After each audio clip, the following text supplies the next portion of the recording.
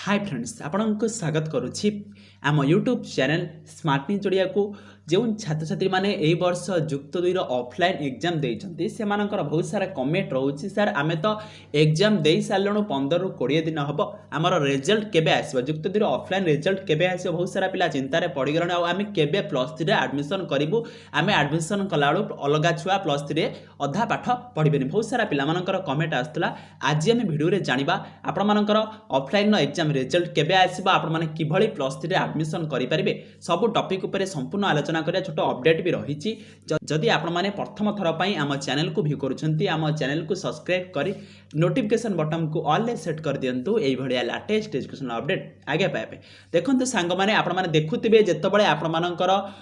दशमर offline exam होइतला से मानकर 20 दिन भितर आपण मानकर रिजल्ट आसी जाइतला ऑफलाइन एग्जाम रो रिजल्ट 20 दिन भितर आसी जाइतला जेतबळे आपण मानकर ऑफलाइन एग्जाम जुक्त 2 ऑफलाइन एग्जाम डेट डिक्लेयर होइतला सेतबळे राज्य गणशिक्षा मंत्री समीर रंजन दास प्रेस मीट डाकिथिले से कहिथिले आमे 15 दिन भितर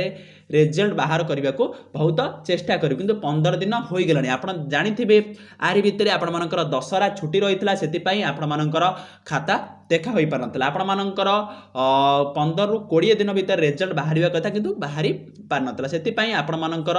नवेम्बर फर्स्ट वीक भितर कंपलसरी आपण मानकर रिजल्ट बाहरिबा आ विलंब हबो नै आपण माने नवेम्बर फर्स्ट वीक पर्यंत वेट करंतु राज्य गणशिक्षा मंत्री समीर रंजन को कहिबा अनुसार आपण मानकर नवेम्बर फर्स्ट वीक भितर रिजल्ट आसी जिवो आ गोटे कमेंट रहुतला पिला मानकर सर आमे केबे +3 रे एडमिशन करिवु देखंतु सांग माने आपण मानकर नवेम्बर फर्स्ट वीक भितर रिजल्ट आसी गले आपण मानकर नवेम्बर सेकंड वीक रे +3 रो सेकंड फेज एडमिशन पई आपण मानकर नोटिफिकेशन आसी जिवो आपण माने ऑनलाइन ने फॉर्म पके कॉलेज को जाई एडमिशन करि परिबे किछि भी असुविधा हबो नै ए रिगार्डिंग जहां भी छोट बड़ अपडेट आसीबो आमे आपण मानकु जणाई देबु आपण माने आम चैनल सो जोड़ी रहिथंतु एई बलिया लेटेस्ट एजुकेशन अपडेट आगे पाया पई आम चैनल को सब्सक्राइब करंतु।